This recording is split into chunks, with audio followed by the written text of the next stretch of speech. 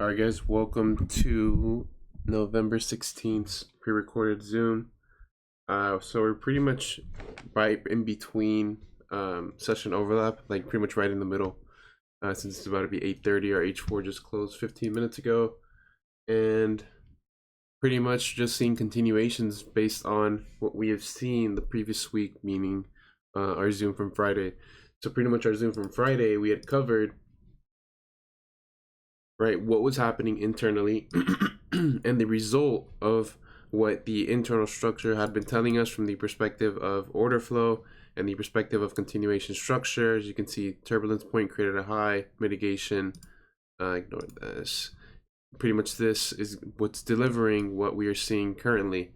And based off of today's news event, right, we've actually seen, right, another one of our potential targets being hit, because now when we're looking at this from the perspective of, you know,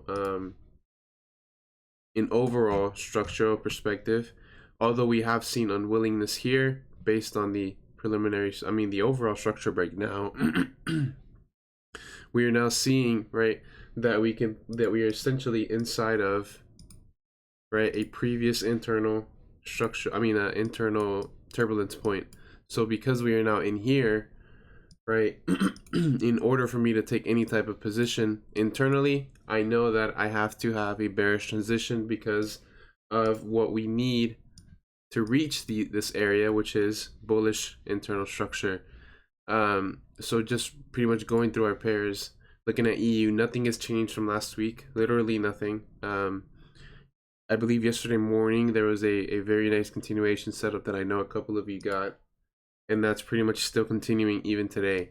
You have no true reason, right? Even yesterday, you had no true reason to look for that for that bullish sentiment, just because of, right, looking at when we're in session being here, right? Our session starts here, right? And immediately after that, or immediately before that, you see internal liquidity grab, which is in support of the previous momentum, right, that we were pretty much seeing last week. So there was a possibility of seeing this be bullish, right, prior to session, meaning the continuation BOS, which solidifies the range, and pretty much immediately what happens after that is the bearish break of structure, meaning once we have a continuation BOS to the upside, then one to the downside. That's realistically what a liquidity grab is. And because of that, you now have the internal sentiment of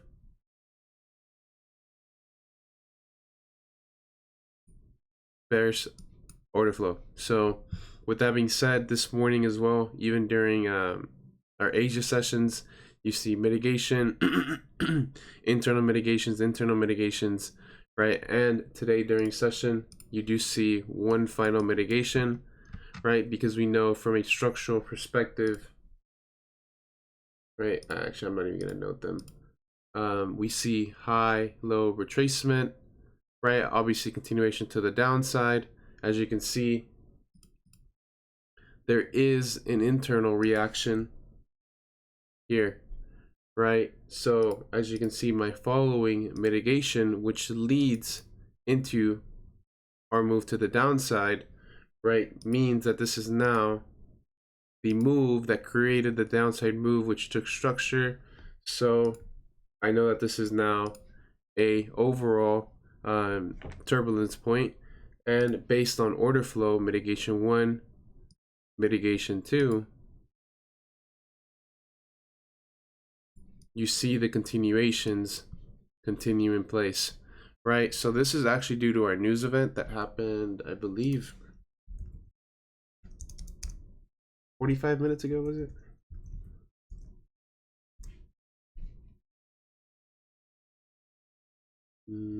Was there news? Yeah, here we go. 8:30. Yeah, about 45 minutes ago. As you can see, positive numbers leading into positive movement, which is, essentially what we're seeing right now. So this was probably the cleanest one this morning during session in terms of GU. I didn't see anything this morning. And what was a bit confusing today, right, was actually this AU scenario, because I was actually looking to see whether we were going to reverse or if we were going to continue. Because from the perspective of 30-minute, right, essentially what I was looking at this morning. Going to, let me move this out of the way.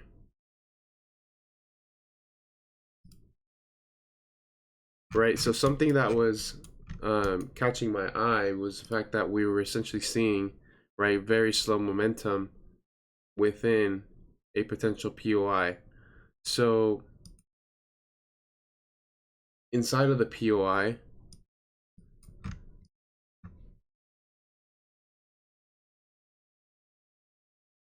I was looking at what order flow could have potentially been doing, right? So I know from the perspective of continuation, right, my continuation is here. I know that that's there, right? And then until that is invalidated, there really is no sign of bullishness. However, right, when I'm looking at internal structure here, right, not only on top of the fact that we have strong momentum, slower momentum, when I was looking at this, I was actually wanting to take a position here. Right, the reason why I wanted to take a position here was because, right, we had the initial impulse to the upside off of the POI. Although we had a counter mitigation, I see the counter mitigation as a reason for this to pull back, meaning that I know that internally this is now bearish, right, based on the continuation BOS. So I know that I need a bullish transition in order to take this to the upside. So seeing this, right, obviously continuation BOS, low, high, low, high, low, high, break of structure. Now I know that my essentially discount is what is going to deliver me higher pricing. But this is where you study reactions. And as you can see, right, there's obviously a low which creates a high, meaning this is a solidified low based on continuation low, high. Let me do that better.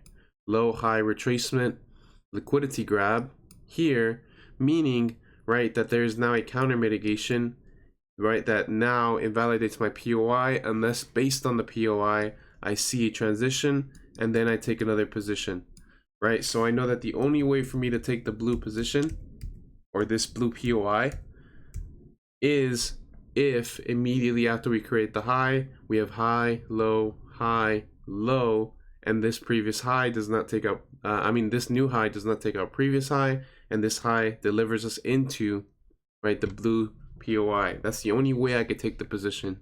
But because we have the internal reaction, right, and then the liquidity grab, right, that invalidates this area of interest, right? That's a very small detail that'll make the biggest difference in the long run. But as you can see, once this invalidation point was met, I really just didn't want to touch this from the perspective of trying to be bullish, right? Because I know from an overall perspective, right, we've already seen an order flow disruption. We're still in sales from what we mentioned last week, right? So I know that we have a high, low retracement, right? I just noticed that we had a potential reaction off of a previous turbulence point, and I wanted to see if I could capitalize on that as a potential hedge, right? But because that's not the case, right, we are seeing the continuation, and until further notice, we really shouldn't be missing on this previous low. It really just makes sense for me as to why we should see that previous low be taken out, especially from the perspective of willingness to want to take higher here, because it did show the bullish signs, but it failed. So we know that all that does is dictate narrative and gives us a direction to play.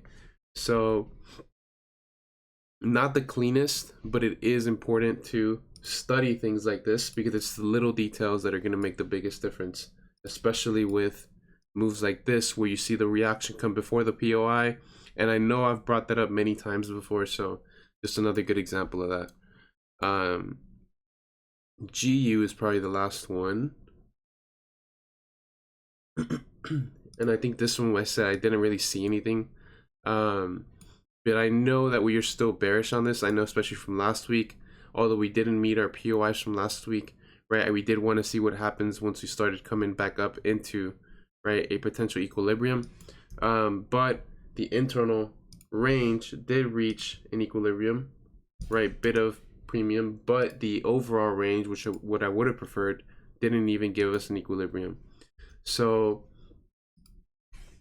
as of now, this looks like it's also going to continue, right, even in session. I do see just the continuation coming into play, especially until we see any type of bullish transition, and unless we see that, it's no real reason to want to risk in terms of bullishness. But yeah, not really much to say on these. It's interesting too is we are moving a lot for Monday and Tuesday, so I really want to see what happens tomorrow. Maybe we see a midweek reversal, but it's just a matter of potentially where we could be seeing the reaction, right? But I don't really want to guess this because we're technically in that wick right now, and there is a wick here. So let's see what happens tomorrow. I don't see this reversing today, especially with the positive data release. I don't really see why we, reverse, but we've been building into this move for the past couple of weeks, and we're now seeing the result or the effect of the cause, meaning, right, the internal bullish structure, the internal bullish order flow, etc., etc., etc. So with that being said, I will see you guys on Friday.